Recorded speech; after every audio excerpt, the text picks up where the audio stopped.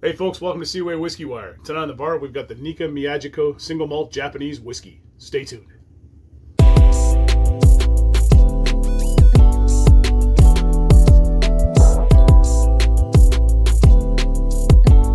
Well, hey folks, thanks for coming back after the intro. I'm Tyler, and tonight we're going to venture into some uncharted territory with me. This is the first time I'm going to review a Japanese whiskey on the channel with the Nikka Miyagikyo Single Malt Japanese Whiskey. Before I get into the specs and the overview of this bottle, if you have anything from Nikka Miyagikyo, maybe you got yourself a Japanese whiskey, maybe you got another Japanese single malt, you want to pour yourself a dram and drink along with me, please do so. I encourage it. It makes life a heck of a lot better for you guys on the other end, and I enjoy you guys drinking along with me, especially when it's good Japanese whiskey.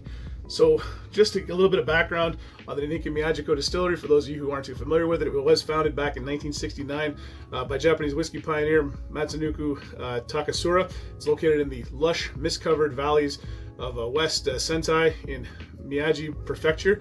And it was chosen for its pure mountain waters, cool climates, and surrounding rivers as a site intended to contrast Nikka's first distillery, which was Yoichi. Producing a lighter whiskey, more elegant style of whiskey. Taketsuru took care to preserve the natural landscape during the construction, integrating the distillery in a harmonious ability into the surrounding areas of the area that the distillery was located at. And Miyagikyo is known for refined, fruity single malts achieved through the use of steam-heated pots operating at lower temperatures for a gentler distillation process.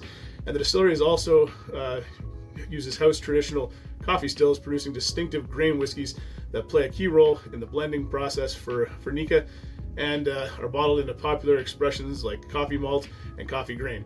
And the results of the portfolio of this whiskey that emphasizes delicacy, balance, and layers of complexity. We're not going to be dealing with the blend today, obviously. We're going to be dealing with a single malt from Nikka Miyagikyo with this particular release here. So we'll get into the specs of the Nikka Miyagikyo Single Malt Japanese whiskey that I have here. It's a non-age statement, so no age statement. I imagine it's probably 3 years plus a day, maybe in that range there, but they don't really give us too much information on the packaging of it. It comes in with an ABV stamp of 45% ABV. Given that it's from Beam Suntory, I am going to assume that it is chill filtered and there is color added, especially at that 45% range. Maturation process for the Nikka Miyagikyo, it comes in with ex-bourbon, ex-sherry. I would say it's more prevalently featuring ex-bourbon just based on the color, and we'll look at that in a minute here, even though there is probably colors added to it, but just based on the profile, and we'll get into that in a minute when we look at it, but I would say it's more heavily focused on bourbon versus ex-sherry.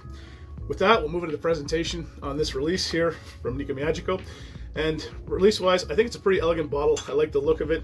It's kind of like a stubby apothecary style bottle. It does give you some information about the distillery and some information on the back for tasting notes and whatnot. It doesn't mention anything about non-chill filtered or color added or anything like that. It does mention that it is made in Japan. Mentions a little bit about the distillery and mentions a little bit about Masataka Taketsuru, which is very nice. We're not going to we'll get into the pour here in a second too, guys, but it comes with a screw top, and I actually like the screw tops on some of these bottles of whiskey, and this one here is no exception. I just, corks are great.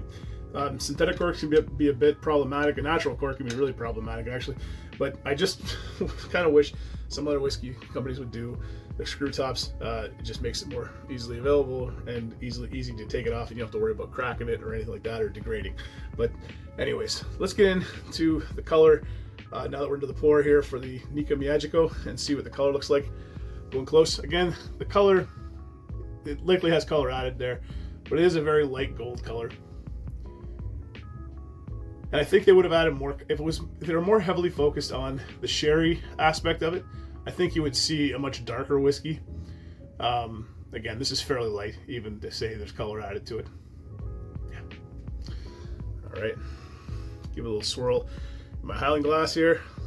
Let's go take a look at the nose on the Nikka Miyagikyo and see what we can get on the nose on this single malt Japanese whiskey. So, on the nose.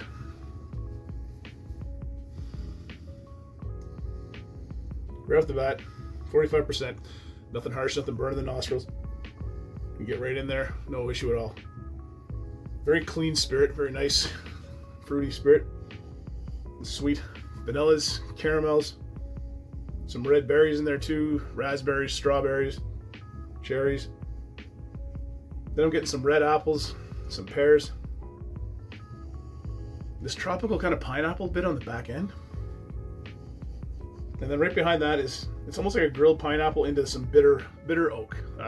Just like a kind of a bitter burnt oak kind of flavor to it there. Aroma.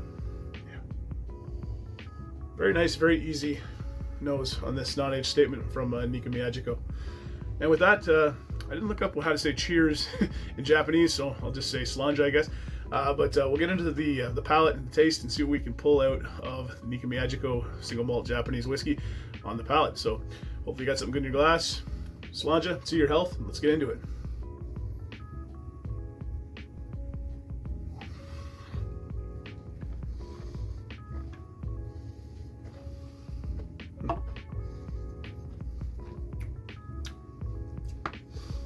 First off, beautiful mouthfeel to it. Not overly oily, not overly chewy, but does have a nice bit of thickness to it, a lot of viscosity to it. Does hang to the sides of your mouth. Very, very nice indeed. Nothing harsh, no alcoholic notes on it. Very nice indeed on that part.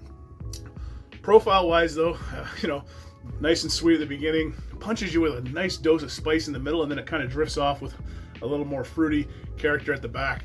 So what am I getting right off the get-go? The nose and the palate are very well aligned. I'm getting some vanilla on here, some caramel and toffee notes for sure. Then I'm getting some of that grilled pineapple. There's some green grape in there too that kind of hangs on at the front. And then right after, I'm going for my sip.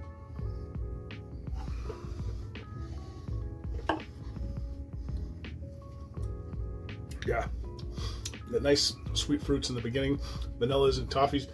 Then it just hits you with this wall, and the wall is really much like peppery oak spice, lots of oak spice, oak hug, clove, and then it dampers off. And when it starts to kind of damper off, what I'm getting outside of that is a nice dose of fresh red apples, crisp red apples, some pears, and then a tiny bit of citrus and some lemon and some orange there. Really much more lemon zest than orange zest.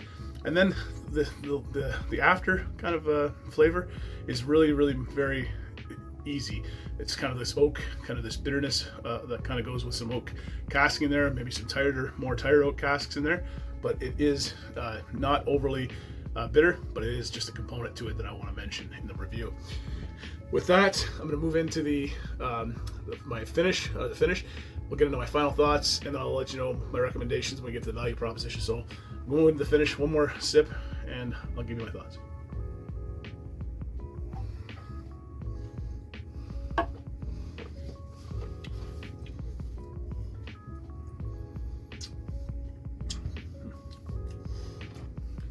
So, first up, short to medium finish.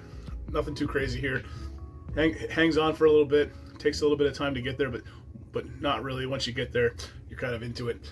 I think, it really follows that profile of sweet at the beginning, a little bit of spice in the middle, fruity at the back end. Follows that all the way through from the nose, right to the palate, into the finish. It does have a nice little bit of spice to it though, which kind of shows its age a little bit. It might be a little bit young in there, but it isn't too off-putting. I would definitely say it's well balanced. It definitely has that nice sweet fruit and spice component to it, and I think that's really where this shines. And for me, this is my first Japanese single malt that I've ever really gotten into. My buddy Lucas was nice enough to lend me the bottle here, so Luke, thank you very much for dropping this off and let me take a look at it. I haven't done a whole lot of world whiskeys outside of like the regular whiskey producing areas, so this is nice to kind of venture into and try, just like trying some more Indian whiskey and whatnot. I think it's nice to get in there and try some Japanese whiskey as well. With that, let's move into the value proposition, and this is kind of where I think this one kind of shines. Right now in Ontario, you can get this for $95. It's pretty readily available, I believe, at least in my area. Again, limited experience for me as a whiskey connoisseur getting into stuff like this. I don't have a lot of experience with it. Is it good? I think so. Is it worth checking out? I think you'll like this one. If you're just getting into Japanese whiskey, I think this is a good spot to start. Again, it's ex-sherry, ex-bourbon, really focusing more on the bourbon casking. Lets you taste that distilled a lot more than the average. And I think that's really worth checking out. At 45%, it's not going to be too overly abrasive for people who are new to the game. It's not going to be too light for those who are into the game. I think it's definitely worth checking out. I think you'll like it, and I think you should go out and pick this up if you're interested in the flavor profiles and getting into Japanese single malt whiskey. So yeah, there you go. There's my review of the Nikka Miyagikyo, and hopefully I said that right all through the video. Single malt Japanese whiskey.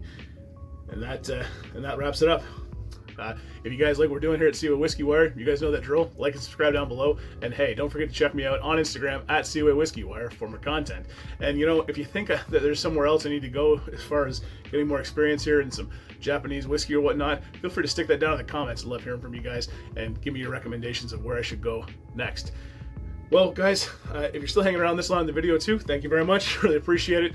Love coming down to the basement after a long day's work, shooting some videos here, trying some Japanese whiskey and sharing my thoughts and opinions with you guys out there in the world. So hopefully you guys enjoyed that. I'm going to go do some editing and go and finish my wee dram of Nikka Miyagikyo. All right, take care, guys. All the best, and I'll see you around. Bye for now.